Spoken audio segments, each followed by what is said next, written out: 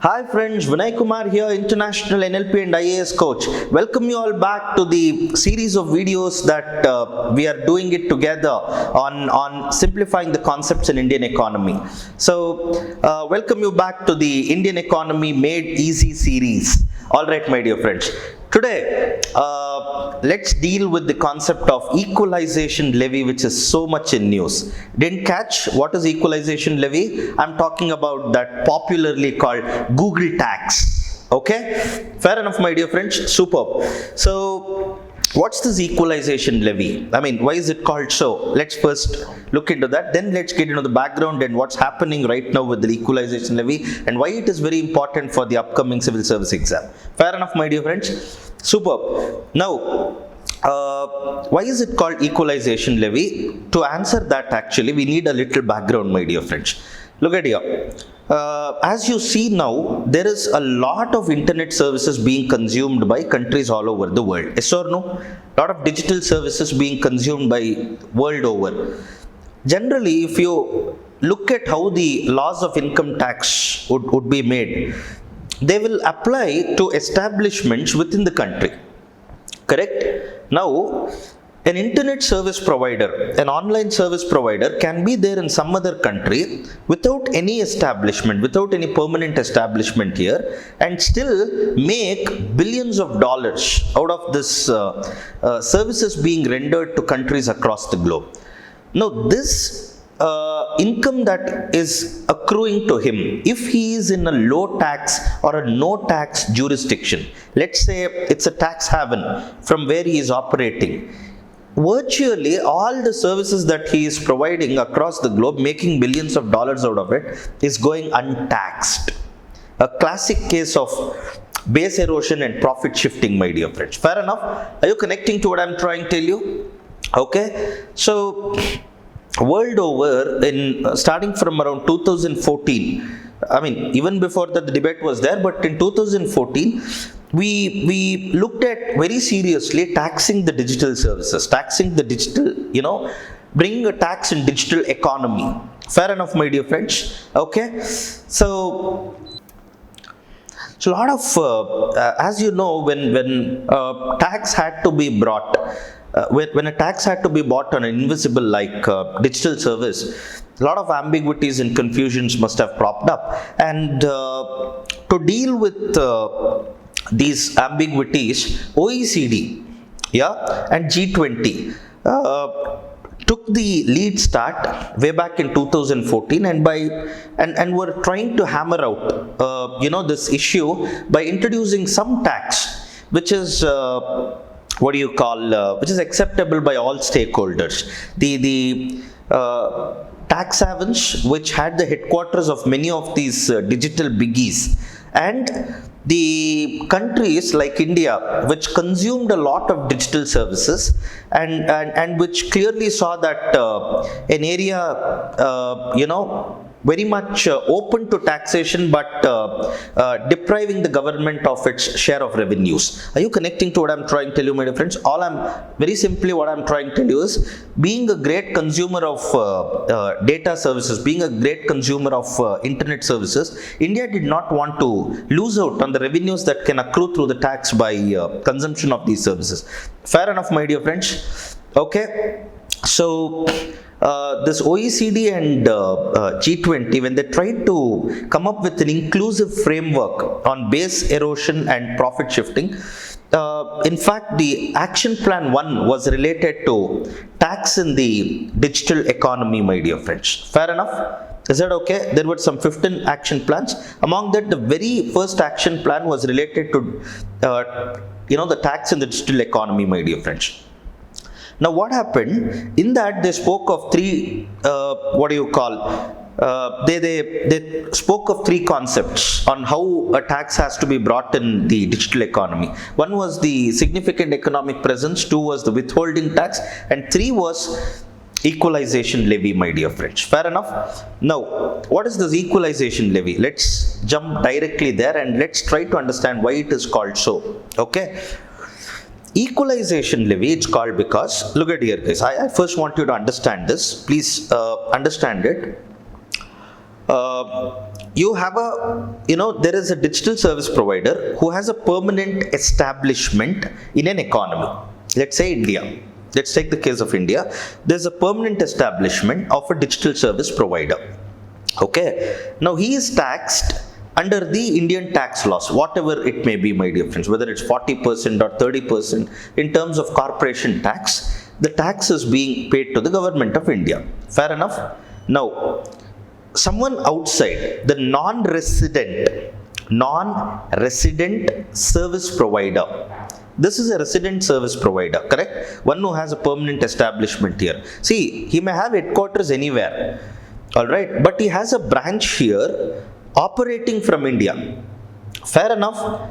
Now he's coming under the he's coming under the tax laws of the country directly. But this person who is outside of the economy, okay, whom we call as the non-resident service provider, is also providing lot of services, digital services to this economy, but not paying any tax. Now, don't you see, my dear friends, there is a clear case of discrimination there is a clear case of discrimination which is in the favor of non-resident service provider. Someone who is a resident service provider, even though is a foreign company, is not only paying tax but also generating lot of employment opportunities and has so many other benefits to the economy. And he is made to pay a tax of 40%. One who is a non-resident service provider, making billions of dollars from here, not paying any tax, nor does he have any other benefits that should accrue from an enterprise to an economy. Fair enough? Now, in order to do away with this discrimination and to bring about equalization, got that, my dear friends? Equalization levy was introduced. Do you now understand why it is called Equalization Levy? Fair enough? Superb, my dear friends. Now that you have understood what is Equalization Levy, so how did we impose it first? Okay, let's go back to the old story now. OECD, G20 were trying to hammer out we're trying to come into consensus on what can be a digital tax that is inclusive and all that. You know very well, guys, whenever we try to reach consensus, okay, it gets prolonged. When an issue has to be agreed upon by multiple stakeholders, there will be delay in decision making, or there will be delay in arrival of a concrete decision. So India was in no mood to wait. Being being one of the most aggressive internet service consumer, it did not want to wait for consensus to be achieved and then stick to it and all that. Nevertheless, it by principle agreed that once consensus is achieved among different countries, which were actually championed by OECD and G20, it would comply with it. Fair enough? So even before the consensus was arrived, 2016, India for the first time, in fact India was the first country among all to impose a equalization levy of 6% on all the services that exceeded, in terms of revenue, more than 1 lakh rupees. Are you connecting to what I'm trying to tell you, my dear friends?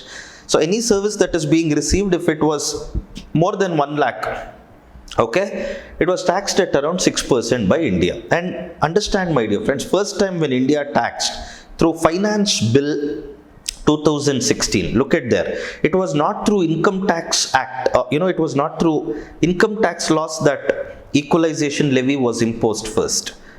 Connecting, my dear friends, most countries at that time which followed suit, which after India also started to impose this digital tax, did not impose it like the way India did it. India's equalization levy was introduced through a finance bill, and it was in the nature of withholding the tax. How was it? In the nature of withholding the tax, which means what? Imagine, guys, I am a digital service consumer from Google, all right?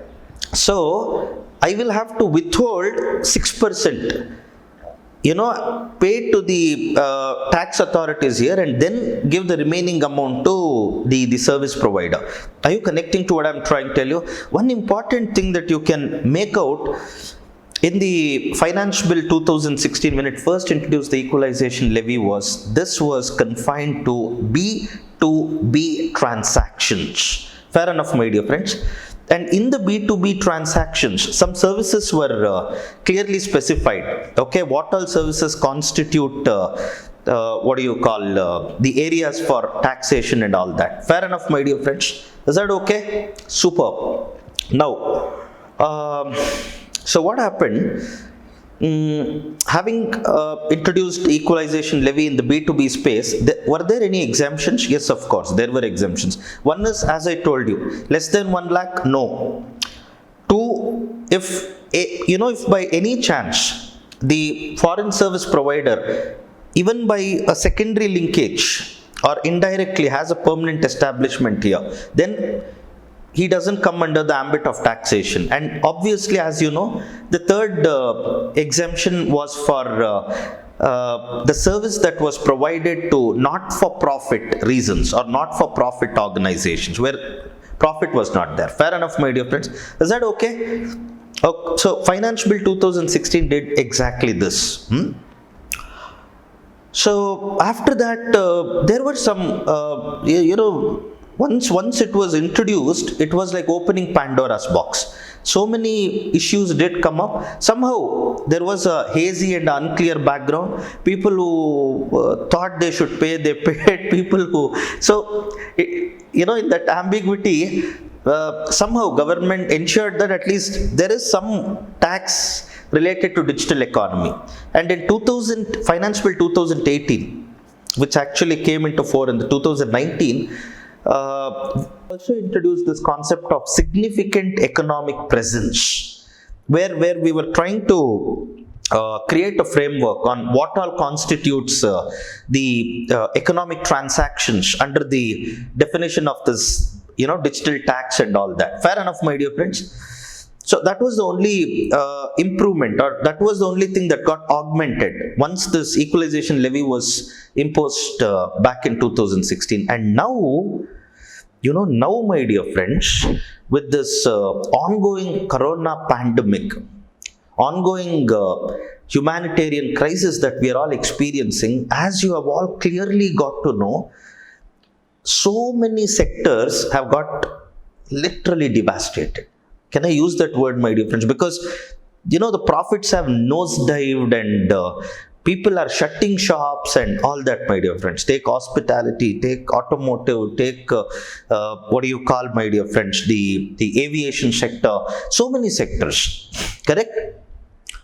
Now, when most sectors are not doing well, here is a secret. Digital services are doing amazingly. Yeah? People are consuming the internet services like never before. Yes or no, my dear friends?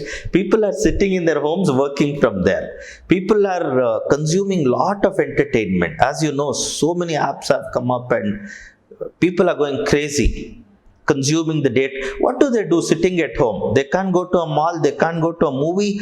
So sitting at home, they're consuming data services like, got that what I'm trying to tell you.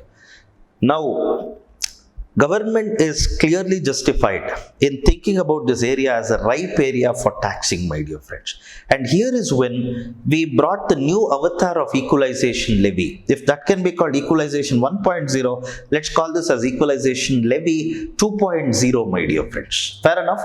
So equalization levy 2.0 made this thing, it enhanced the spectrum like anything, my dear friends. Earlier, like I told you, the equalization levy was mostly in the B2B space. Now that was not the case. Across the board taxing. We brought in most of the services in the B2C space also, making it very, very uniform, my dear friends. And it was 2%. 2% for all, 2% for whom? 2% for all those companies which are non-resident, okay? Non-resident, providing the data services from offshore, and making what do you call, and having a gross receipt, sale receipt of more than 2 crores per year. Are you connecting to what I'm trying to tell you? So if there's a company which is providing service and its income from such services is only 1 crore, it may not be coming under this law. Fair enough, my dear friends. Are you connecting to what I'm trying to tell you? So this is the Equalization 2.0, where we are imposing 2% 2% levy plus a surcharge on almost all the digital transactions that can be there, my dear friends, especially in terms of e-commerce services and other entertainment services that people consume like hell, especially in country like India, my dear friends. Are you connecting to what I'm trying to tell you? Fair enough. Superb, my dear friends. See, again, as expected, the biggies, the digital biggies like Google, Amazon, Netflix, it has not gone down.